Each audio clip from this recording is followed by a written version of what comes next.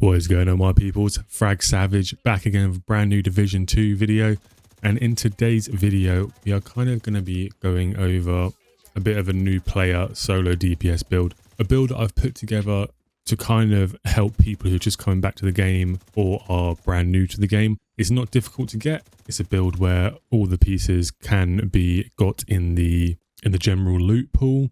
So everything you see here is available to get from the general loot pool. Obviously, you are going to see the secondary I'm using, which is a sheriff shotgun, which is only available from the new manhunt mission, but you don't have to use that. That's just a personal preference of mine. Not to worry, that's not something you actually have to use, but you only have to do that once on mastery to get that gun as well anyway. So you can probably be carried through it if you do want it.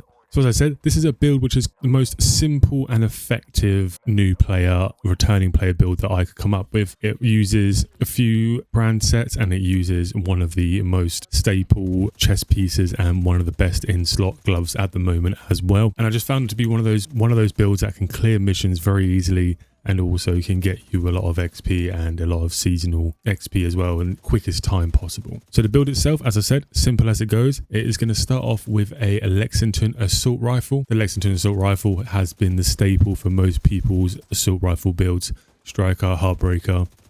Some people actually even use it with Hunter's Fury, but I don't. But yeah, so it's been a staple with a lot of people's builds for quite some time now since it was introduced. Pretty simple gun, everyone gets the same rolls in it: assault rifle damage, health damage, and damage to targets out of cover. I am using the killer talent on this. Killing an enemy with critical hit grants 70% critical hit damage for 10 seconds.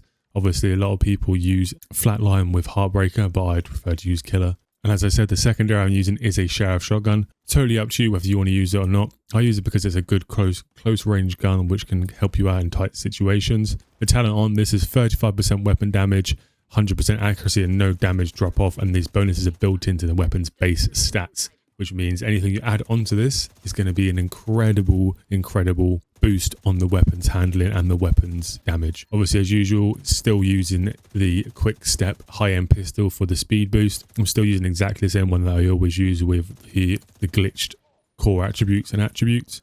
And all this does is just give you 20% weapon speed. Getting into the build itself, as I said, it uses a lot of different gear pieces, and these gear pieces can be swapped out and they can be changed for anything that you think is going to help you yourself. As I said, this is just a pretty standard build for new players to get back into the game and returning players. So we're going to go for, as I said, the chest piece, which is the one that most people are having at the moment, which is the equalizer unit alloys, which gives us the perfect obliterate. Critical hits increase total weapon damage by 1% for 10 seconds. Stacks up to 24 times. I'm rocking this with weapon damage, critical hit chance, and the critical hit chance mod. We are rocking two pieces of that for the 20% assault rifle damage, and I'm using the unmatched backpack, which also unit alloys, and I'm rocking this with unstoppable force. You can also rock this with bloodsucker if you feel like you're dying a bit too quickly, so that is also a choice. So unstoppable force is killing an enemy increases total weapon damage by 5% for 15 seconds. Stacks up to 5 times, so you're going to have a base weapon damage of a plus of 25% once the stacks are all built up. Obviously they do go once you're not in combat. I'm rocking this with weapon damage, headshot damage, crit hit damage, and crit hit damage again. I do need to get the headshot damage changed to crit hit damage itself, but for now it is doing the job. We are rocking a Grupo Sombra mask for the extra 30% crit hit damage. We are rocking that with 15% weapon damage, 5.7% crit hit chance, and 12% crit hit damage, and then a crit hit chance mod as well. We also are rocking Seska holster for the 8% crit hit chance. We're rocking that with weapon damage, crit hit chance, and crit hit damage again. And then we are rocking the Fox's Prayer Overlord armaments, which we are rocking them not for the actual brand set bonus, but actually for the extra 8% damage to target out of cover attribute, because that does really well if you haven't got it on your gun. But if you do have it on your gun as well, it's going to be even better for you. We're rocking that with weapon damage and crit hit damage. I could change this for the cloak knee pads, which obviously do get a reduced threat, but you do lose a lot of damage with using those instead. But it is something that I have used. Last but not least, best in slot at the moment is the Overdogs gloves, and we are rocking those because they are, like I said, the best in slot. There is nothing better than these if you have got space in your set for them. Obviously, the weakest link talent amplifies weapon damage by 30% to the lowest ranking enemies currently in combat. As most videos I have done, this is staple, is what I've used, so you should know by now that it's basically killing red pap and yellow enemies. You're going to kill obviously the lowest, and then you're going to go on to obviously the people who are the support, the engineer, anyone who's above a normal NPC.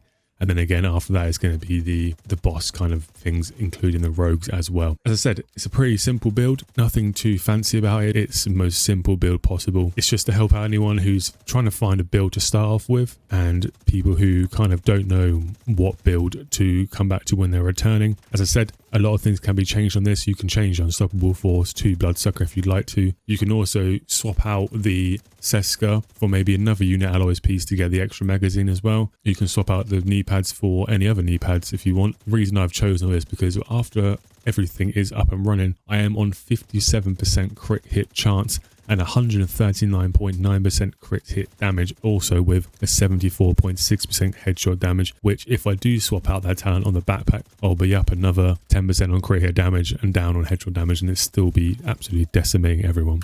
I wanted to get this video out nice and quickly for the new update. Obviously, I'm going to be doing a lot of new videos for the new update because there's quite a few different weapons that are coming through. LMGs I've heard, and it's going to be a lot of good builds. Hopefully this has helped you guys out, anyone who's new and any returning players. And let me know in the comment section below if you've changed anything on the build and if anything has helped you out more, or you think anything could be changed on my personal build. But yeah, leave a like on the video, guys. It helps out the channel massively. And if you're not already subscribed, make sure you hit that subscribe button. This is Frag Savage. I'm out. Peace.